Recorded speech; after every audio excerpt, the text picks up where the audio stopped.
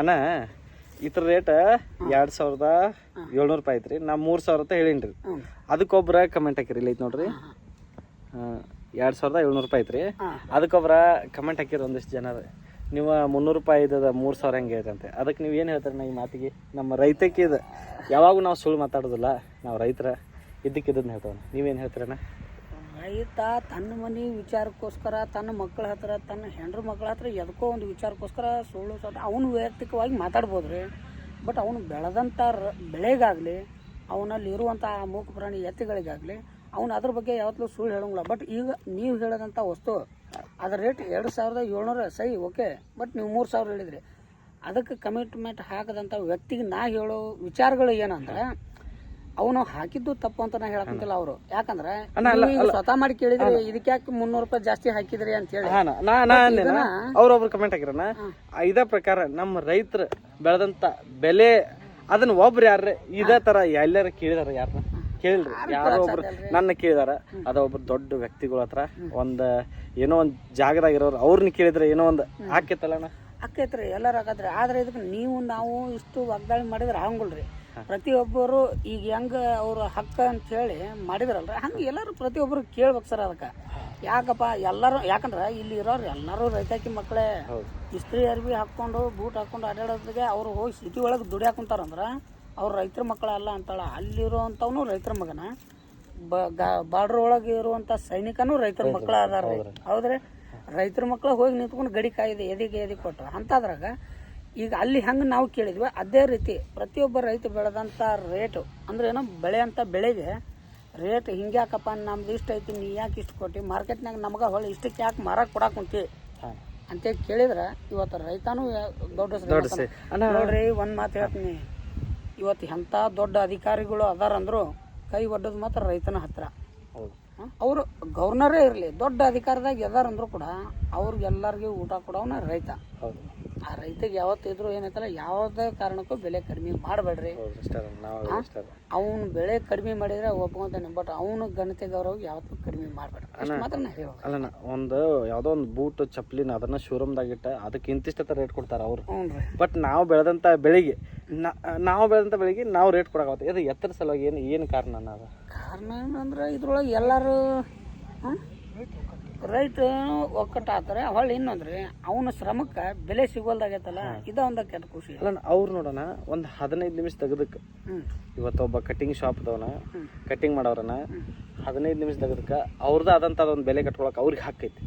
ಆದ್ರೆ ನಾವು ಇಲ್ಲಿ 1 ವರ್ಷ ಬೆಳೆ ಬೆಳೆದ್ರೂ ನಾವು ಮಾಡಿದಂಥ ಬೆಳೆ ನಾವು ರೇಟ್ ಯಾಕೆ ಕೊಡುವಲ್ವ? ನಾವೇ ಕೊಡುವಲ್ವ? ಏನು ಯಾರು ಅದನ್ನ ತೊಗೊಳೋದಿಲ್ಲ ಅಂತೇಳಿ ನಾವು ಅಥವಾ ಇದು ಇಲ್ದ್ರೆ ನಡೆದಿಲ್ಲ. ನಾವು ಇವತ್ತು ಕಟ್ಟಿಂಗ್ ಮಾಡಿಸ್ದೆ ಹೆಂಗೋ ಇರ್ಬೋದು, ಆದರೆ ಈ ಊಟ ಉಣಲ್ದೆ ಒಂದು ದಿವಸ ಇರೋಕ್ಕಾಗೋದಿಲ್ಲ ಎಲ್ಲರಿಗೂ. ಇಲ್ಲಿ ಸಿಗುವ ವಸ್ತುಗೆ ಇದು ದಿನನಿತ್ಯ ನಾವು ಬೇಕಾದ ವಸ್ತುಗೆ ಬೇಕಾ ಅದಕ್ಕೆ ಬೆಲೆ ಸಿಗೋದು. ಇದು ಸಿಗದ್ರೂ ಅದಕ್ಕೆ ಬೆಲೆ ಯಾಕೆ ಕಟ್ಟತ್ತಾರ ಇವ್ರು? ಅಂದ್ರೆ ನಾವು ಬೆಳೆಯೋದು ಬಂದ್ ಮಾಡ್ಬೇಕು ಹೆಂಗೇನ? ಹಂಗೇನಿಲ್ರಿ, ರೈತ ಬೆಳೆದಿದ್ದನ್ನ ನಾ ಬೆಳೆದೇನೆ ಅಂತೇಳಿ ತನ್ನ ಕಟ್ಟಿ ಮೇಲೆ ನೀಟ್ಟು ಒಟ್ಕೊಂಡು ಕುಂತ್ನು ಅಂದ್ರೆ ಏನು ಸಿಟಿ ಐತಲ್ಲ, ಸಿಟಿ ತಲುವಾಗತ್ತೆ ಕುಳ್ಳು ಕಾಣಂಗಿಲ್ಲ. ರೊಕ್ಕ ಇದ್ದವ್ನು ಯಾವನು ರೊಕ್ಕ ತಿನ್ನಕ್ಕೆ ಆಗಂಗಿಲ್ರಿ. ಯಾವತ್ತಿದ್ರು ಏನೈತಲ್ಲ ಅವನು ಅನ್ನನೇ ಉಣ್ಬೇಕು, ಜೋಳ ರೊಟ್ಟಿನೇ ತಿನ್ಬೇಕು, ಮುದ್ದಿನೇ ಉಣ್ಬೇಕು. ಹಂಗೆ ಆದಾಗ ಇದು ಮುಂದೆ ಅಂಥ ಪರಿಸ್ಥಿತಿ ಬಂದ್ರೆ ಭಾಳ ಕೆಟ್ಟ ಅನ್ನಿಸ್ತದ್ರಿ. ಅದಕ್ಕೋಸ್ಕರ ಇರುವಾದಾಗ, ಯಾಕಂದ್ರೆ ನಾವೀಗ ಹೆಂಗಂತೀವಿ ನೋಡ್ರಿ, ಇದ್ದಾಗ ತಾಯಿ ತಂದೆ ಬೆಲೆ ನಮ್ಗೆ ಗೊತ್ತಿರೋಂಗಿಲ್ಲ, ಇದ್ದಾಗ ಹೆಂಗೆ ಗೊತ್ತಿರೋ ಕಳ್ಕೊಂಡ್ಮೇಲೆ ಗೊತ್ತಾಗತ್ತಲ್ಲ, ಹಂಗೆ ಇರುವಂಥ ಸಂದರ್ಭದಾಗ ರೈತನ ಕಾಯ್ಕೊಳ್ಳೋನು. ಅವನ ದೇಶಕ್ಕೆ ಅನ್ನ ಹಾಕ್ತಾನಂದ್ರೆ ಅವನ ದೇವ್ರು ಇದ್ದಂಗೆ. ಹಂಗಾಗಿ ಅವ್ನು ಇರುವಾಗ ಅವ್ನು ಕಾಯ್ಕೋಬೇಕು. ಇವತ್ತು ಎಲ್ಲಾರ ಮನೆಯೊಳಗೂ ಎತ್ತುಗಳು ಕಡಿಮೆ ಆಗ್ಯಾವ್ರಿ. ಎಲ್ಲರೂ ಟ್ರಾಕ್ಟರ್ ತಗೊಂಬಂದಾರ ಮಷಿನರಿ. ಓಕೆ, ಇವತ್ತು ನೋಡ್ರಿ ಮಷಿನರಿ ಅನ್ನ ಅದಕ್ಕೆ ಇಂತಿಷ್ಟು ದಿವಸ ಗ್ಯಾರಂಟಿ ಐತೆ. ಹೌದ್ರಿ. ಇನ್ನೂ ಒಂದು ಹೇಳ್ತೀನಿ, ಈಗ ಮನುಷ್ಯ ಏನ್ ಮಾಡಿದ, ಮೊದಲು ಮನುಷ್ಯ ದುಡಿತಿದ್ದ. ಮನುಷ್ಯ ದುಡಿಯಂತ ಜಾಗಕ್ಕೆ ಮನುಷ್ಯನ ಕಂಡು ಹಿಡಿದು ಒಂದು ಮಷಿನ್ ಬಿಟ್ಟ ಯಂತ್ರನ. ಆ ಯಂತ್ರ ಕೆಲಸ ಮಾಡಕ್ ಕುಂತ್ಮೇಲೆ ಆ ಮನುಷ್ಯನಿಗೆ ಇಲ್ಲಿ ಕೆಲಸ ಇಲ್ದಂಗ ಆಗೈತಿ. ಅದೇನು ಅಂತಾರಲ್ಲ, ಅವನು ದೇವ್ರನ್ನ ಕೇಳಕ್ ಹೋಗನ್ರಿ, ನನಗ ಉದ್ಯೋಗ ಇಲ್ಲಪ್ಪ, ನನ್ಗೆ ಏನಾರ ಉದ್ಯೋಗ ಕೊಡು ಅಂತೇಳಿ ಅನ್ನ ಕುಂತ್ರ ನೀನ ಮಾಡ್ಕೊಂಡಿದ್ದು ನೀ ಅನುಭವಿಸು ಮಾಡಿದ್ದು ಮಾರಯ್ಯ. ಇದೇ ಮಾತಿಗೋಸ್ಕರ ನಮ್ಮ ಪೂರ್ವಿಕರು ಅಂದಿದ್ರಿ, ಮಾಡಿದ್ದು ಮಾರಯ್ಯ ಅಂದಿದ್ದೆ. ಯಾಕಂದ್ರೆ ಇದಕ್ಕರಿ, ಯಾಕಂದ್ರೆ ಇವನು ತನಗ ಆರಾಮಾಗ್ಲಿ ಅಂತ ಯಂತ್ರ ಕಂಡು ಹಿಡ್ದ. ಆ ಯಂತ್ರ ಕೆಲಸ ಅದು ಮಾಡಕ್ ಕುಂತ ಮೇಲೆ ಇವನು ಬಾಳೆ ಇಲ್ದಂಗ. ಮತ್ತೆ ಈಗ ಇವ ಮತ್ತು ಬಂದಿದ್ದು ಯಾರ ಹತ್ರ? ದೇವ್ರ ಹತ್ರ ಹೋಗಿಲ್ರಿ. ಹಂಗ ಮನುಷ್ಯ ನಾಳೆ ಎಷ್ಟು ದುಡ್ಡು ಇದ್ರೂ ರೈತನ ಈಗ ಕಾಯ್ಕೊಂಡ್ರ ನಾಳೆ ರೈತನ ಹತ್ರ ಹೋಗುವಂಥ ಸಂದರ್ಭ ಇರ್ಬೋದು, ಅಥವಾ ನಾವು ಹೋಗದೇ ಇರುವಂಥ, ನಾವು ಹೋಗದಿದ್ರು ನಾವು ಯಾರೋ ಅವನ್ಯಾರೋ, ಆದ್ರೆ ಅವ ಎಲ್ಲೋ ಇವತ್ತಿನವರೆಗೂ ರೀ ಎಲ್ಲರೂ ಊಟ ಮಾಡ್ತಾರೆ, ಆದ್ರೆ ಅನ್ನ ಯಾರು ಬೆಳೆದಾರ ಅನ್ನೋದು ನೋಡ್ತಾರಂದ್ರೆ ಅದಕ್ಕೋಸ್ಕರ ಹೇಳೋದೇನ್ರಿ ಅಂದ್ರೆ ಮಲಗೋಕಿನ ಮೊದಲ ನಾವು ತಲೆಗೆ ಹೊರತುಂಬ ಉಂಟೇವಿ, ಹೊಟ್ಟೆ ನೆಮ್ಮದಿ ಆತಪ್ಪ ಅಂತ ನಾವು ಮನ್ತುಂಬ ಅಂತೇವೆ ಯಾವಾಗ ಮನುಷ್ಯ ಇಚ್ಛೆ ಊಟ ಮಾಡಿದಾಗ. ಬಟ್ ಆ ಮಲಗು ಹೊತ್ತಿನಾಗ ಒಂದು ಟೈಮ್ ರೈತನ ಒಮ್ಮೆ ನೆನೆಸ್ಕೊಂಡ್ರೆ ನನಗೆ ಊಟ ಹಾಕದಂಥ ರೈತ ನೀವು ಎಲ್ಲಿದ್ರು ತಣ್ಣಗಿರಪ್ಪ ಅಂತ ಇಷ್ಟ ಅನ್ರಿ, ನೀವು ಏನು ಕೊಡ್ಲಿಕ್ಕೆ ಅಷ್ಟ ಹೋಗ್ತು ಆ ಜೀವಕ್ಕೆ ನೆಮ್ಮದಿ ಸಿಗ್ತೈತಿ. ಮಾತು ಮಾತ್ರ ಸುಳ್ಳನ್ನ, ಯಾಕಂದ್ರೆ ನಂಗೆ ನಂಬಿಕೆ ಐತೆ. ನಾ ನೋಡಿದ ನಾನು ಎಲ್ಲ ಕಡೆ ಹೋಗಿ ಬಂದ ನಾನು ಇವತ್ತು ಇಲ್ಲಿಂದ ಹಿಡಿದು ದಿಲ್ಲಿ ತಕ ಕನ್ಯಾಕುಮಾರಿ ಕಾಶ್ಮೀರ ಅಂತಲ್ಲ ಹಂಗೆ ಎಲ್ಲಾರು ನೋಡ್ಬಿಟ್ಟು ನನ್ನ ಇಲ್ಲಿ ಜಾಗಗಳು ದೊಡ್ಡವಾಗತ್ತಾವ ಇರೋ ವಸ್ತುಗಳಲ್ಲ. ಇವತ್ತು ನನ್ನ ಮನ್ಯಾಗ ಒಂದು ಎತ್ತೈತ್ರಿ, ಇವತ್ತು ನನ್ನ ಮನ್ಯಾಗ 50,000 ರೂಪಾಯಿ ಆಯ್ತು, ಅದ ಒಬ್ಬ ದೊಡ್ಡ ವ್ಯಕ್ತಿ ಮನ್ಯಾಗ 50 ಲಕ್ಷ ರೂಪಾಯಿ ಹಾನ, ಅವ್ನ ಮನ್ಯಾಗಿಂದ 50 ಲಕ್ಷ ರೂಪಾಯಿ ಆಯ್ತು, ನನ್ನ ಮನ್ಯಾಗ ತಂದ್ರೆ 50,000. ಅದು ಮಾಡೋದು ಒಂದೇ ಕೆಲಸ, ಇದು ಮಾಡೋದು ಒಂದೇ ಕೆಲಸ. ಅದ್ರಲ್ಲಿ ಜಾಗಗಳ ಗುಣಗಳು ಡಿಪೆಂಡ್ ಆಗತ್ತವನ, ಹಿಂಗೆ ಭೇದ ಭಾವ ಶುರುವಾಗಿಬಿಟ್ಟವನ್ನ. ಇದ್ರಾಗ ಗಂಡ ಹೆಂಡತಿ ನಡು ಕೂಸು ನಾಸನಾಗ ನಮ್ಮ ರೈತರನ್ನ ನಾಶ ಮಾಡ್ತಾರೆ. ಓಕೆನಾ, ಇವತ್ತು ನೀವು ದೊಡ್ಡಾರ 50 ಲಕ್ಷ ಕೊಟ್ಟು ತಗೋತಾರೆ, ಅದ ಒಬ್ಬ ಬಡ ರೈತನ ತಗ ತಗೊಂಡ್ರೆ ನೆನೆಸ್ತಾರ 50 ಲಕ್ಷ ರೂಪಾಯಿ ನಮ್ ತಕೊಂಡ್ ಎತ್ತ ಇವ್ರು ಓದಾರ ಅಂತ ಹೇಳಿ ನೆನೆಸ್ತಾರಲ್ರ. ಆದ್ರೆ ಇಲ್ಲಿ ಬೆಲೆ ಎದಕ್ರಿ ಅಂದ್ರೆ ಎತ್ತಿಗೆ ಬೆಲೆ ರೀ.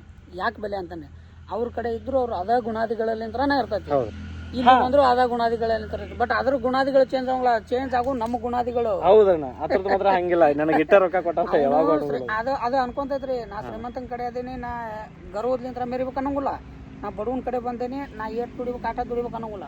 ಅದು ಹೆಂಗ್ ದುಡಿಬೇಕು ಹಂಗ ದುಡಿ. ಬಟ್ ಇಲ್ಲಿ ಚೇಂಜ್ ಆದವ್ರು ನಾವು ಚೇಂಜ್ ಎಲ್ಲ ಸಿಸ್ಟಮ್ ನಾವು ಚೇಂಜ್ ಆಗ್ಬೇಕು. ಯಾರಿಗೆ ನಮ್ಮ ತಾಯಿ ತಂದೆಗೆ ಎಷ್ಟು ಬೆಲೆ ಕೊಡ್ತೇವೋ ಅಷ್ಟು ನಾವು ರೈತರಿಗೂ ಕೊಡ್ಬೇಕು, ನಮ್ಮನ್ನು ಮಾತಾಡ್ಸುವಂತ ಅಣ್ಣ ತಮ್ಮಂದಿರಿಗೂ ಕೊಡಬೇಕು, ಒಬ್ಬ ಅಧಿಕಾರಿಗೂ ಕೊಡ್ಬೇಕು, ಅಧಿಕಾರಿಗಳಿಗೂ ದೊಡ್ಡ ವ್ಯಕ್ತಿಗಳಿಗೂ ಕೊಡ್ಬೇಕು.